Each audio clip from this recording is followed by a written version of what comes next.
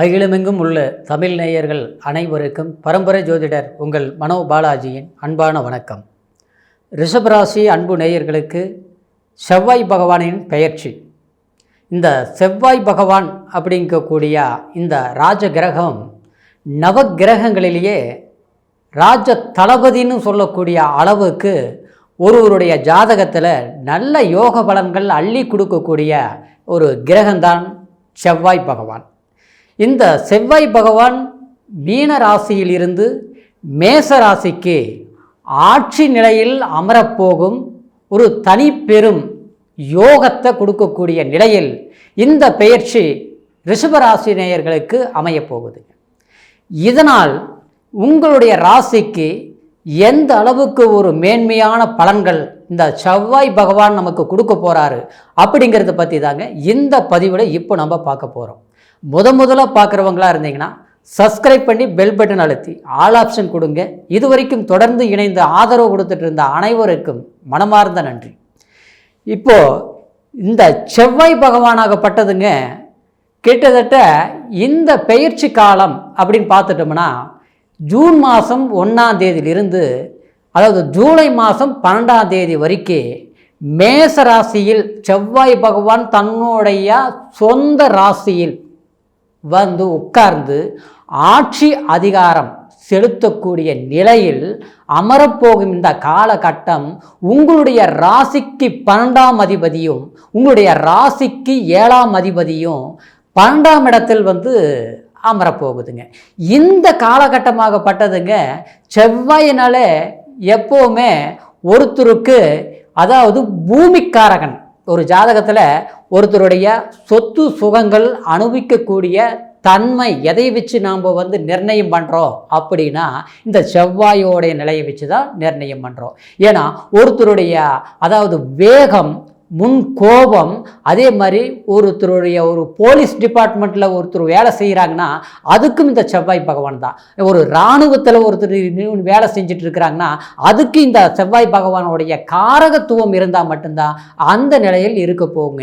ஏன்னா ஒருத்தருடைய வீரியம் தைரியம் அதாவது ஒருத்தருடைய தன்னம்பிக்கை இதுக்கு எல்லாத்துக்குமே ஒருத்தருக்கு நல்ல பலம் மிக்கவங்களாக இருக்கிறாங்கன்னா அதுக்கு செவ்வாய் தான் அவங்களுடைய ஜாதகத்தில் இருக்கக்கூடிய தன்மை பொறுத்து தான் அவங்களுடைய நிலை இருக்கும் அப்படிங்கிறது சொல்ல முடியுங்க. அப்போது உங்களுக்கு 7ஆம் அதிபதி அதே சமயத்தில் 12ஆம் அதிபதி 7ஆம் அதிபதிங்கிறது யாருங்க?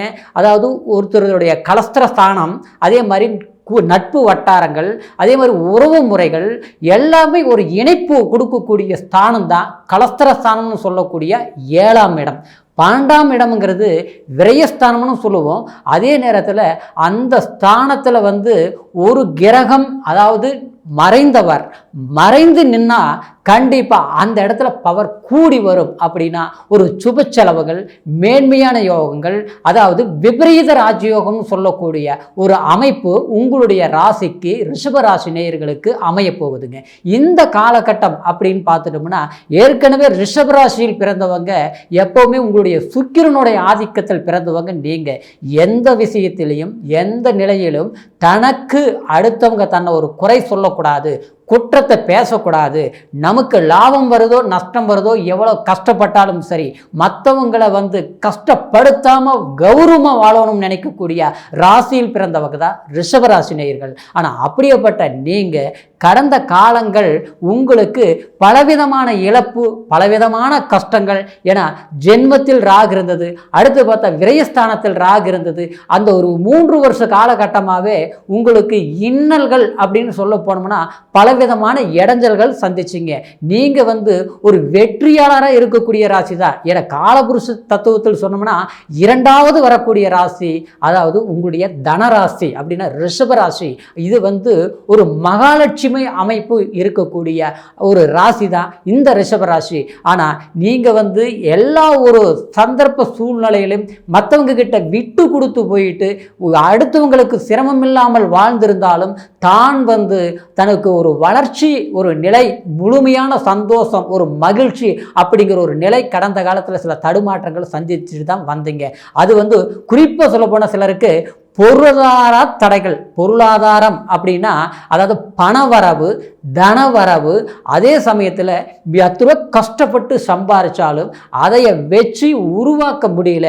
அதாவது வருமானம் வந்ததுங்க, அது வந்து அடுத்தவங்களை நம்பி கொடுத்து ஏமாந்துட்டு, இல்லை அடுத்தவங்க வந்து இன்னைக்கு ஒரு கஷ்டம்னு கேட்டாங்க, நான் வச்சுக்கிட்டு இல்லைன்னு சொல்ல முடியல, பாவம்னு உதவின்னு செய்தோம், கடைசியில் அது ஊதிரிமாய் போச்சு, கொடுத்த பணம் கைக்கு வந்து சேரல. அதே சமயத்தில் இப்போ வந்து கடைசியில் நான் கடங்காரன் ஆகிட்டேன், நான் கஷ்டப்பட்டுட்டு இருக்கிறேன், அடுத்தவங்களை யார் பாவம் நினைச்சனோ இன்னைக்கு பரிதாப நிலைமைக்கு தள்ளப்படக்கூடிய சூழ்நிலைகள் வந்துச்சு. இந்த சூழ்நிலைகளில் இருந்து மீண்டு வரத்துக்கு சந்தர்ப்பங்கள் எதிர்பார்த்து ஒரு தொழில் சார்ந்த விஷயங்கள் எப்படி இருக்கும் பார்த்தாலும் அதுலேயுமே வந்து கை கொடுக்கலைங்க. இடமாற்றங்கள் நடக்குது, தாவு மாற்றங்கள் நடக்குது, இடப்பெயர்ச்சி. இந்த ஒரு வருஷ காலகட்டமாக பார்த்தீங்கன்னா உண்மையிலேயே வேலை செய்கிற இடத்துலையும் ஒரு மன அமைதி இருக்காது, மன குழப்பங்கள் ஏற்படும். அதே சமயம் சக ஊழியர்கள் கூட வேலை செஞ்சிங்கன்னா, அதாவது அவங்கள விட நீங்கள் நல்லாவே வேலை செய்தாலும் உங்களுக்கு கொடுக்கக்கூடிய ஒரு மதிப்பு, ஒரு மரியாதை, ஒரு கௌரவம் அதாவது உங்களுக்கு வராது. ஆனால் நீங்கள் வந்து உழைச்சி கஷ்டப்பட்டு ஒரு நல்ல பேர் எடுக்கணும்ன்ட்டு, அதாவது யாரையுமே படுத்தாமல் நீங்கள் செய்தாலும், ஆனால் அடுத்தவங்க அதாவது தவறாக செஞ்சால் கூட, அதாவது ஒரு சுய தன்னம்பிக்கை இல்லாமல், அதாவது அவங்களுடைய தேவைக்கு ஒரு நல்ல விஷயங்கள் பண்ணாலும், ஆனால் கடைசியில் பொதுநலம் நீங்கள் பாதிக்கப்படுறீங்க, சுயநலம் அவங்களுக்கு ஒரு மதிப்பு மரியாதை கிடைக்குது.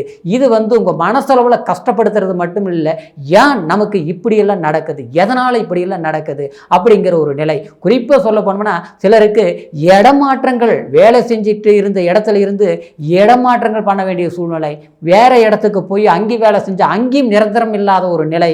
குறிப்பாக சொல்ல போனோம்னா தூர பிரயாணங்கள், ஒரு அயல்நாடு போகணும்னு நினச்சி வெளிநாடு வட்டாரத்திலேயே வேலை செஞ்சுட்டு இருந்தாலும் அந்த இடத்துல கூட நிரந்தரமாக என்னால் வேலை செய்ய முடியலைங்க, ஏதோ வந்து கஷ்டப்பட்டு பலன் இல்லாமல் இருக்குது அப்படிங்கிற ஒரு மன வருத்தங்கள் எல்லாமே ரிஷபராசி நேயர்கள் கண்டிப்பாக சந்திச்சிருப்பீங்க. ஏன்னா உங்களுடைய ராசிக்கு 10ஆம் ஸ்தானத்தில் சனி பகவான், அந்த சனி பகவானாகப்பட்டது எப்பவும் நீங்கள் உழைப்பாளிங்க ஆச்சுங்களா. உழைப்பு, தன்னம்பிக்கை, விடாமுயற்சி அதிகமாக இருக்கக்கூடிய ராசி தான் ரிஷபராசி நேயர்கள். ஆனால் அப்படியேப்பட்ட நீங்கள் இதுவரைக்கும் அடுத்தவங்களை உருவாக்கினீங்க, அடுத்தவங்களை வாழ வச்சிங்க, மற்றவங்களுக்காக வாழ்ந்தோங்கிற ஒரு நிலை தான் இருக்குதே தவிர, தான் வளர்ந்து தனக்கு வந்து சாதகமான வாய்ப்பில் இன்றைக்கி மகிழ்ச்சியாக இருக்கிறோம் அப்படின்னா எதிர்பார்ப்பு தான் இருக்குதுங்க. அந்த எதிர்பார்ப்புக்கு தகுந்த மாதிரி நன்மைகள் இல்லை.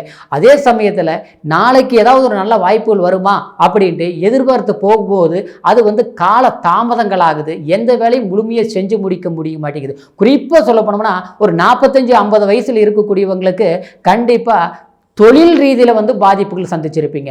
அதாவது சொந்த தொழில் பண்ணக்கூடிய யோகங்கள் இருக்கும், ஆனால் அந்த சொந்த தொழில் வந்து மற்றவங்களுக்கு வந்து உருவாக்கக்கூடிய அளவுக்கு அடுத்தவங்களுக்கு ஒரு வேலை வாய்ப்பு கொடுத்து தான் வந்து ஒரு திறமையான இடத்துல இருந்து மற்றவங்களுக்கு மெயின்டைன் பண்ணக்கூடிய ஒரு திறமை ரிஷபராசி நேயர்களுக்கு அது இயற்கையாகவே அந்த குணம் உண்டுங்க. ஆனால் அந்த நிலையில் இருக்கக்கூடிய உங்களுக்கு ஆரம்பத்தில் எல்லாம் தொழில் செய்துங்க, நல்ல அமோகமாக இருந்தது, பார்த்து கை நிறைய சம்பாரித்தேன், நல்ல ஒரு வீடு கட்டி நல்ல வந்து ஒரு நல்ல நிலையில் இருந்தேன். ஆனால் இப்போ பார்த்தா படிப்படியாக குறைஞ்சிற மாதிரி தெரியுதுங்க. அதாவது கடன் சுமைகள் அதிகமாச்சு, வருமானம் குறைஞ்ச மாதிரி ஆகிப்போச்சு, இன்றைக்கி வேலையாட்கள் சரியாக வரமாட்டேங்கிறாங்க, நிரந்தரமாக இருக்க மாட்டேங்கிறாங்க, கொஞ்ச நாள் இருந்தாலும் நம்ம வரும்போது வந்து அன்பா வராங்க, பாசமா வராங்க, பற்றுதலா வராங்க. கொஞ்ச நேரத்தில் காலத்தில் பார்த்தோம்னா ஏதோ ஒரு கால சூழ்நிலையில வந்து அவங்க நமக்கு பகையாகிறாங்க. நம்ம எவ்வளவுதான் அவங்களோட வந்து நம்மளுடைய பக்கத்தில் வச்சு ஒரு நல்ல அன்போட வழி நடத்தினாலும் கடைசியில் வந்து அவங்க நமக்கு எதிரியாகக்கூடிய அளவுக்கு போகிறாங்க. எதனால் இப்படி நடக்குதுன்னே புரியலைங்களே அப்படிங்கிற ஒரு மனக்குழப்பங்கள் ரிஷபராசி நேயர்கள் கண்டிப்பாக நீங்கள் கடந்த காலத்தில் சந்திச்சிங்க. ஆனால் இந்த நிலையிலிருந்து இந்த செவ்வாய் பகவான் பெயர்ச்சி அப்படின்னா இது வந்து இந்த செவ்வாய் காரகன்னா பூமி காரகன் சம்மந்தப்பட்டது, பூமி சம்மந்தப்பட்ட விஷயங்கள், அதே மாதிரி கட்டடம் சம்மந்தப்பட்ட விஷயங்கள், அதே சமயத்தில் நெருப்பு சார்ந்த சம்மந்தப்பட்ட தொழில்கள் அனைத்துக்கும் இந்த செவ்வாய் பகவான் தான் ஒரு காரகத்தன்மைங்க. அதே நேரத்தில் ஒரு வண்டி வாகனம் இயந்திரம் சம்மந்தப்பட்டது இந்த தொழில் செய்யக்கூடியவங்களுக்கு தொழில்னால மேன்மை அடையும். கடந்த காலத்தில் ரொம்ப டல்லாக போச்சு, ரொம்ப நஷ்டம் அடிச்சுட்டே அப்படிங்கிறவங்களுக்கு கண்டிப்பாக இந்த சுக்கிரனுடைய ஆதிக்கத்தில் பிறந்த ரிஷபராசி நேயர்களுக்கு கண்டிப்பாக இந்த செவ்வாய் பயிற்சி உங்களுக்கு ஒரு வளமான, ஒரு மகிழ்ச்சிகரமான, ஒரு சாதக காலமான ஒரு யோகமாக இந்த பெயர்ச்சி பெயர்ச்சி உங்களுக்கு கண்டிப்பாக விபரீத ராஜயோகங்கிற நிலையில் மேன்மையை கொடுக்க போகுதுங்க. அதனால் கண்டிப்பாக ஒரு வீடு கட்டணும்னு நினைக்கக்கூடியவங்க, இடம் வாங்கணும்னு நினைக்கக்கூடியவங்க, அதே மாதிரி இருந்த வீடு கட்டி பாதியில் நின்ன வேலைகள் நம்ம புதுசாக நம்ம ஸ்டார்ட் பண்ணணும்னு நினைக்கக்கூடியவங்க, அதே மாதிரி வந்து கிரயம் பண்ணுறதுல வந்து சிக்கலானது, அதே ஒரு பூமி பிரச்சனைகள், ஏற்கனவே வந்து வில்லங்கம், கோர்ட்டு, கச்சேரி பிரச்சனைகள் இருக்குது, இது முடிஞ்ச எனக்கு எல்லா பிரச்சனையும் தீர்வு எதிர்பார்த்துட்டு இருக்கக்கூடியவங்களுக்கு கண்டிப்பாக இந்த காலகட்டத்தில் முயற்சிகள் எடுங்க. கண்டிப்பாக முன்னேற்றம் இருக்கும். குறிப்பாக சொல்ல போனால் சில பேருக்கு குடும்ப ரீதியில் சிக்கல்கள் இருக்கும். அந்த பிரச்சனைகள் கூட நிச்சயமாக தீரக்கூடிய ஒரு காலகட்டமாக இருப்பதனால முயற்சிகள் எடுங்க, முன்னேற்றம் இருக்குது. அதே சமயம் இந்த காலகட்டத்தை தவறாமல் இந்த செவ்வாய் பகவானுடைய பயிற்சிக்கு நிச்சயமாக உங்களுக்கு இந்த காலகட்டம் உங்களுக்கு சாதக யோக பலன்களாக இருப்பதனால செவ்வாயினுடைய நாட்களில் முடிஞ்ச வரைக்கும் திருச்செந்தூர் முருகர் கோயிலுக்கு போய் வழிபாடு பண்ணிட்டு வாங்க. கண்டிப்பாக உங்களுடைய நினைச்ச வாழ்க்கையும் பிடிச்ச தொழிலும் எதிர்பார்க்கக்கூடிய பணவரவு தனவரவு கண்டிப்பாக கிடைக்கக்கூடிய அமைப்பு இந்த செவ்வாய் பயிற்சி உங்களுக்கு சாதகமாக இருக்கும் அப்படிங்கிற ஒரு நிலை கண்டிப்பாக உருவாகும். இருந்தாலும் இப்போ உங்களுக்கு ரிஷபராசி நேயர்களுக்கு நான் சொன்னது வந்து கோச்சார பலன். இந்த கோச்சார பலன் அப்படிங்கிற ஒரு நிலையை வந்து உங்களுடைய ராசியை வச்சு சொல்கிறோம். ஆனால் இருந்தாலும் உங்களுடைய பிறப்பு ஜனன ஜாதகம், லக்னம் என்ன தசா புத்தி நடக்குது, உங்களுடைய ஜாதகத்தில் செவ்வாயுடைய பகவானுடைய நிலை என்ன அப்படிங்கிறது, இது ரெண்டையும் பொறுத்து பார்த்து போகும்போது இன்னும் 100% முழுமையான பலன்கள் அறிஞ்சிக்க முடியும், உங்களுடைய ஜாதகத்தை தெரிஞ்சுக்க முடியும். அப்படிங்கிறதுனால உங்களுடைய பிறப்பு ஜாதகத்தை ஒரு முறை பார்த்துக்குங்க. உங்களுடைய ஜாதகத்தை எங்கிட்ட பார்க்கணும்னு நினச்சிங்கன்னா கீழே இருக்கிற நம்பருக்கு ஃபோன் பண்ணி பிறந்த தேதி, பிறந்த நேரம், பிறந்த ஊர் மூணையும் தெரியப்படுத்தி முழுமையான பலன்கள் தெரிஞ்சு எதிர்கால வாழ்க்கை வசதி வாய்ப்புகளை பெருக வேணும்னு, உங்களுடைய எதிர்காலம் சிறப்பாக இருக்கணுங்கிற ஒரு வாழ்த்துக்களோட மீண்டும் அடுத்த பதிவில் உங்களை சந்திக்கிற வரைக்கும் நன்றி, வணக்கம்.